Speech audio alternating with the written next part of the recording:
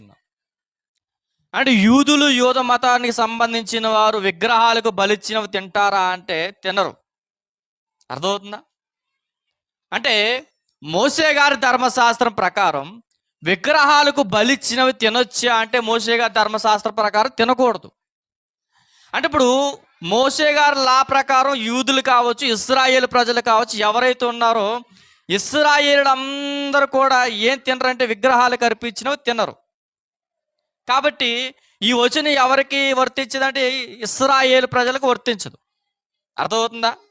ఎవరైతే అన్యజనుల్లో నుంచి విశ్వాసులుగా మారారో వారికి పౌలు గారు రాస్తున్నటువంటి స్టేట్మెంట్. ఇప్పుడు అర్థమవుతుందా? ఇప్పుడు పౌలు గారు అన్యజనుల్లో నుంచి ఎవరైతే వచ్చారో అంటే మనం కూడా ఎవరు చెప్పినా అన్యజనులమే, మన ఇశ్రాయేలు కాదు. అర్థమవుతుందా? మనం ఎవరు అనుకుంటున్నాం? మన ఇండియన్స్ ప్రకారం, మన భారతదేశ ప్రకారం మన భారతదేశ పౌరులం కాబట్టి మనం ఎవరు అనుకుంటున్నాం? అన్యులుగా ఉన్న మనం ఏమయ్యామంటే యేసు ప్రభు వారి నందు విశ్వసించాం కాబట్టి మనం ఏమంటే క్రైస్తవులుగా మారం. కాబట్టి ఈ వచనం ఎవరికి వర్తిస్తుంది అంటే నీకు నాకు కూడా వర్తిస్తుంది. ఏం వర్తిస్తుందంటే జాగ్రత్త చదువుతాం. అయితే విశ్వసించిన అన్యజనులను గూర్చి వారి విగ్రహములకు అర్పించిన వాటిని రక్తమును గొంతు పిసికి చెప్పిన దానిని జారత్వము మానవలసినదని నిర్ణయించి వారికి వ్రాసి ఉన్నామని చెప్పిరి. అంటే ఆల్రెడీ ఇప్పుడు ఏం చెప్పాడు పౌలు గారు?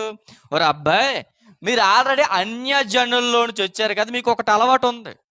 ఏంటంటే విగ్రహాలకు బలిచ్చిన వాటిని మీరు తింటారు.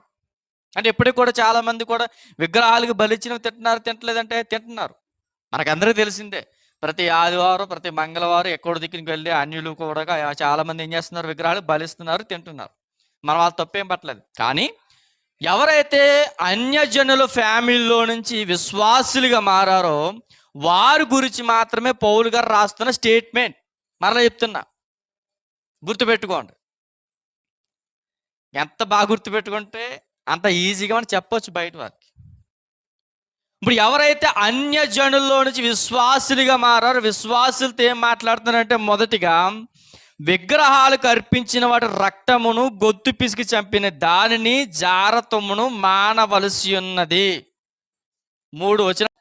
గొంతు పిసికిన దానిని, చంపిన దానిని, జారత్వమును మానాలి. ఈ 3 ఎవరికి వర్తిస్తాయి? అన్యజనులకి. అంటే అన్యజనులలో నుంచి వచ్చినటువంటి క్రైస్తవులకి. ఇంకొక మాట ఉంది చూడండి, 15-20. కాబట్టి అన్యజనుల్లో నుండి